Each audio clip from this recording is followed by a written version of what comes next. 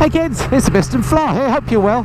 Now, a bit of a strange video for you this time, because it's one that I made a few months back and that I decided against publishing, but on having thought about it again, I think the points that I make are still valid, so I decided I would publish it, but kind of bracket it with my comments either end. So I'll play you the video now, and then at the end I'll just give you a bit of context to the video as well. So stick around and stay tuned for the bit at the end, and then maybe I'll avoid some of the inevitable hate comments that I'll get as a result of this video. Anyway, here's the video.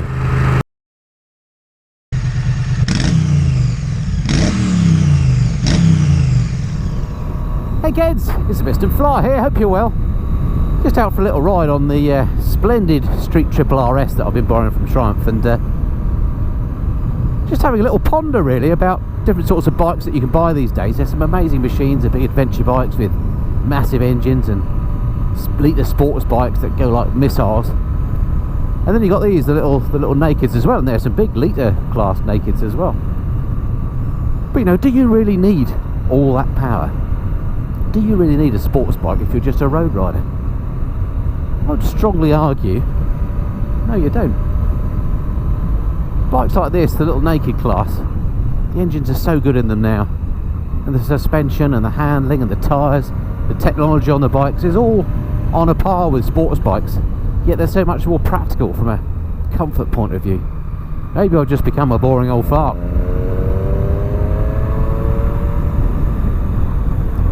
Well, having said that, these naked bikes cannot be described as boring. They're great fun with beautiful handling and easy practicalness in terms of ownership. So I get if you're a big track day fan and you do maybe, you know, 20 or 30 track days a year, or indeed you go racing, and of course a sports bike makes great sense. But for normal road riding, you just can't tap into anything like the sports bike's capability.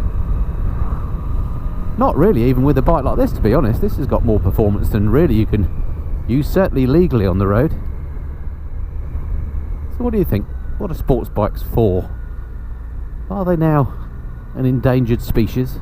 I know sales over the years of sports bikes have been going down at the expense of things like adventure bikes and these naked sportsters, particularly as the demographic of your typical enthusiast motorcyclist has changed to the sort of man between 35 and 55, and I fit squarely in the middle of that demographic.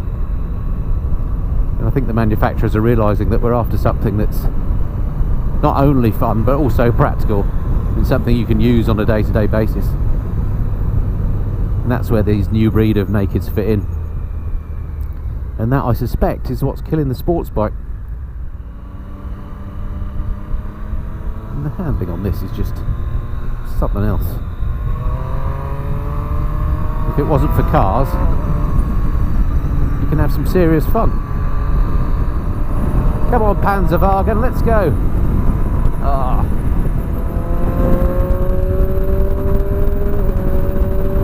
See you down there, my German friend. Yeah, there's no lack of power and no lack of fun on here.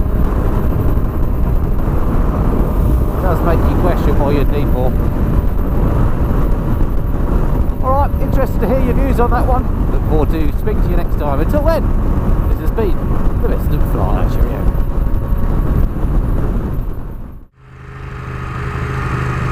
Okay, so that's the video that I made, and then sort of thought perhaps I shouldn't post it because I was just a bit worried about all the negative comments and feedback that I'd get. But I think the points I made are still valid. I actually made that video about 2 or 3 months ago when I was coming back from having ridden the S1000RR, an absolutely awesome BMW sports bike. But thinking about it, I thought, well, if you know, I'm saying what's the point of a sports bike on the road, how, you know, I'm being super hypocritical here. I have a sports bike myself. Here I am, I'm on my Panigale.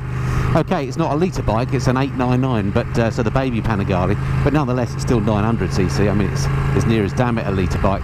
And to be fair, all the same arguments apply to this bike as to those other sports bike that I was referring to, in that it does encourage you to ride fast, and you know, it is a bit of a, it's over the top for the road.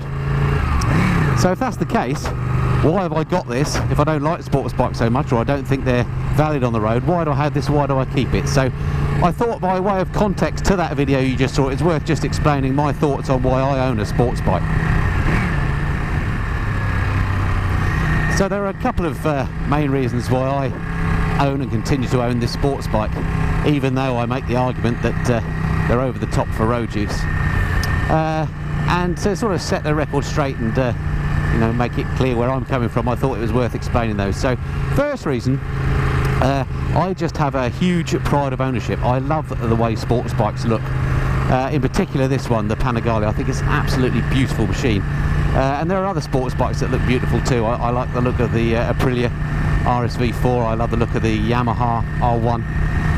And this particular bike, I think, is the king of them all in terms of the way it looks. Any of the Panigales look beautiful. And just having it in my garage gives me immense pride. So the fact that I know it's in there and I can ride it at any time, I love that. When I open the garage door and I see the Panigale smiling at me, it just gives me a great feeling inside. So it's sort of not logical, it's just the way that these bikes make you feel.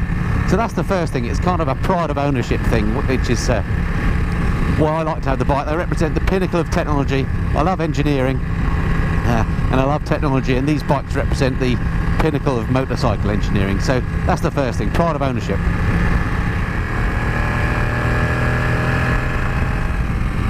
And then the second reason that I own the Ducati Panigale, and this only really applies, I think, to the Panigale. Well, I say that, it may apply to maybe the Aprilias as well, but certainly this bike for me, it's always an occasion when I ride this bike. It just makes me feel special.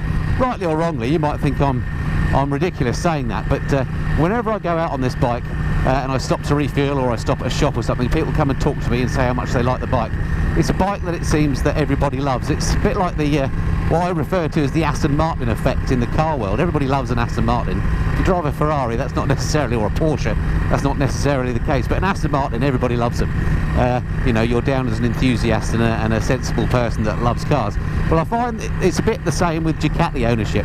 People just seem to respect Ducatis from a beauty and engineering point of view. I know they've got all sorts of reputational issues, and for sure this bike isn't the most comfortable, it isn't the most practical, it's certainly not the cheapest to run, but it's just the sense of occasion I get when I ride it. It just makes me feel special, and that's why I love owning the Ducati Panigale, and will continue to do so for the foreseeable future, at least while I can afford to do so. So that's it really, that was all I wanted to say. I do still think that litre bikes in particular, modern bikes, including this one, are too performant for the road. They do encourage you to ride fast. I have to work very hard to ride this slowly. It doesn't like being ridden slowly particularly. It's very easy to be doing illegal speeds very quickly on this bike. And uppermost in my mind is always, you know, am I riding this thing safely? And, you know, I'm not always successful at that, although I do try to be. But that's the reasons why I have the sports bike, and I wonder if that's the same reason why lots of others have them, or whether they just like being hooligans, I don't know. But would really like to hear your comments below. Do stick some comments below as to whether you think I'm right or wrong on that. You know, is it worth having a sports bike this day and age? Are they too performant? Or is it, or do you sort of side with me in that actually they're just lovely bits of kit to own, and it's a pride of ownership thing? Anyway, be very interested to hear your views. Okay, that's it for this time. Look forward to speaking to you next time. Until then, this has been Mr. and Fly. Cheerio.